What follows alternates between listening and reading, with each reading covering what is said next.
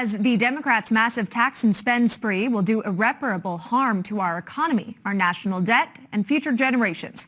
Joining us now, Florida Congresswoman Kat Cammack. Congresswoman, welcome to the program. Thanks for being here. Hey, thanks so much. Happy to be here. Good morning to you. The Senate, as we just heard in Logan's report, the parliamentarian opting not to include immigration in the Democrats' $3.5 trillion spending plan.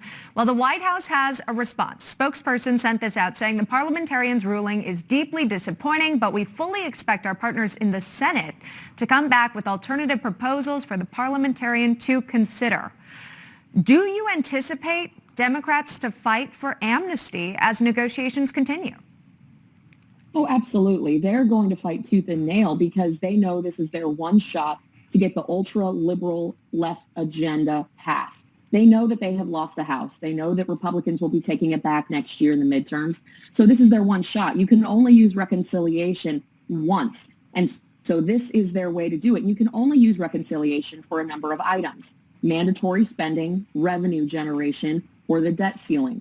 And because amnesty and immigration policy has no germaneness to that policy and that procedure, it got kicked out. Now, something that we need to be mindful and watch for is the Senate Democrats could, in fact, fire the Senate parliamentarian, at which point I think Americans across the country should just absolutely call out this blatant hypocrisy for the rules, the procedure. The Democrats are stomping their feet because they're not going to get their way, and they're going to do everything they can to push this through, put pressure on the moderates to make sure that they are coming to the table. They're going to need every single vote. And this is why I'm really excited for the next 2 weeks. Conservatives have the momentum on our side. We are going to be able to stop this.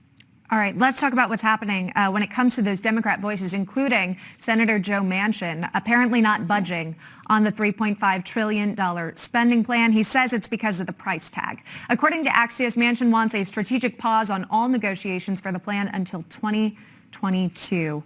Congresswoman, what are you hearing in the House when it comes to other Democratic lawmakers? What are their expectations for this bill and perhaps even the decision of Joe Manchin? Well, you know, I think we can all recognize that this $3.5 trillion price tag is outrageous. Not only is it $3.5 trillion just at the beginning, but you're looking at $68 trillion over the course of 10 years. The amount that this bill adds to our deficit and our national debt, well, quite frankly, we just can't afford it. So one, the price tag, it's just not tenable. The second thing is that we have some moderates in the House, Kurt Schrader for one, who has expressed concern over the price tag on this. You see them voting against key markups through the committee process over the last few weeks. You see them fighting for that bipartisan infrastructure bill to be voted on the 27th, which is next Monday.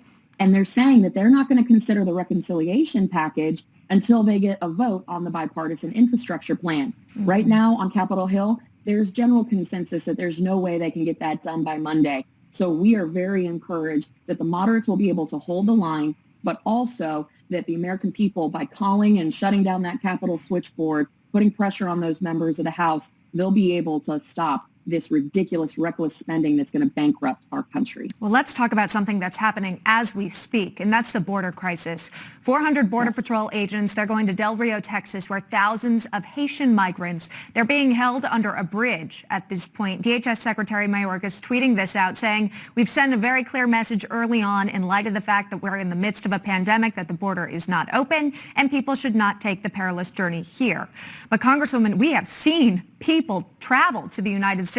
That message, it's not resonating with migrants. You know, that's ridiculous. I mean, and shame on Secretary Mayorkas for just that blatant lie. You know, he'll be facing us in the Homeland Security Committee this week. So I'll have a couple choice words for him and some pointed questions, because that statement right there, that's a lie. The borders are open. And I have seen it with my own eyes. 3 times this year, I have been to our southwest border. I have spoken with the migrants who have come here because they have been welcomed here by President Biden and this administration. I have even seen a birth certificate from one of these migrants traveling up who had their child on the way, and they actually named their child Biden. They said it was because of the open border policy. We know that this administration wants open borders. We're already over 1 million apprehensions. Talk to any Border Patrol agent. They will tell you this administration has done everything they can to make it a welcoming committee down there on the border. There's no enforcement of the laws. There's no return to the MPP policy from the Trump era. There is no upholding of Title 42. It is truly an open border process. So this notion that they aren't welcoming people, that's just nonsense. And quite frankly, it's BS. The American people need to know that this administration is going to uphold the law, because to date, they just haven't. Yeah. Okay. We will be watching again that trip to the border for Secretary Mayorkas, and then also the questioning as well in Congress. Congresswoman Kat Cammack joining us live. Congresswoman, thank you very much. Thank you so much. Have a good one. You too.